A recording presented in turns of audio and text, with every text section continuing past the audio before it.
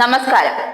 കേരള ഗവർണറായി, അതായത് സംഘികളുടെ ദൂതനായി ആരിഫ് മുഹമ്മദ് ഖാൻ എത്തിയ നാൾ മുതൽ തുടങ്ങിയതാണ് സർക്കാർ ഗവർണർ പോര്.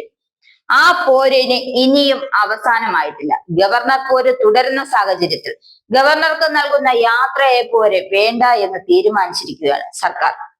അവസരം കിട്ടുമ്പോഴെല്ലാം സർക്കാരിനെ താറടിക്കുക എന്ന നയമാണ് ആരിഫ് മുഹമ്മദ് ഖാൻ സ്വീകരിച്ചു വരുന്നത്.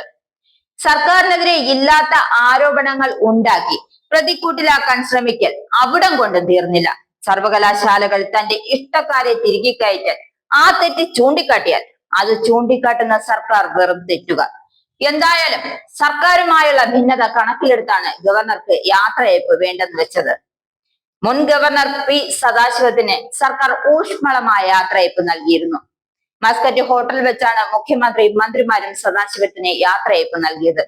വിമാനത്താവളത്തിൽ സദാശിവത്തെ യാത്രയയക്കുവാനും മുഖ്യമന്ത്രി പോയിരുന്നു. അതേസമയം ഗവർണർ ആരിഫ് മുഹമ്മദ് ഖാൻ ഇന്ന് രാജ്ഭവൻ ജീവനക്കാർക്ക് നൽകാനിരുന്ന യാത്രയയപ്പ് റദ്ദാക്കി.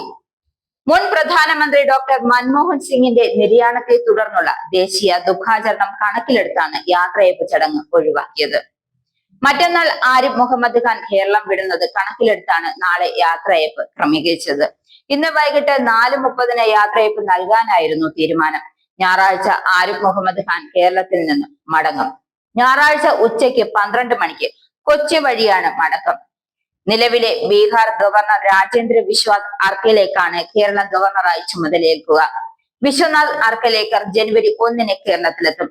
2 ചുമതലയേൽക്കും. ആരിഫ് മുഹമ്മദ് ഖാൻ ജനുവരി 2 ബീഹാറിൽ ചുമതല ഏറ്റെടുക്കും. ആരിഫ് മുഹമ്മദ് ഖാൻ കേരള ഗവർണറായി 5 വർഷം കഴിഞ്ഞിരുന്നു. 2024 സെപ്റ്റംബർ 5 മുഹമ്മദ് ഖാൻ കേരള രാജ്ഭവനിൽ 5 കൊല്ലം പൂർത്തിയാക്കിയത്. സംഭവബഹുലമായ 5 വർഷത്തിന് ശേഷമാണ് അദ്ദേഹം കേരളം വിടുന്നത്.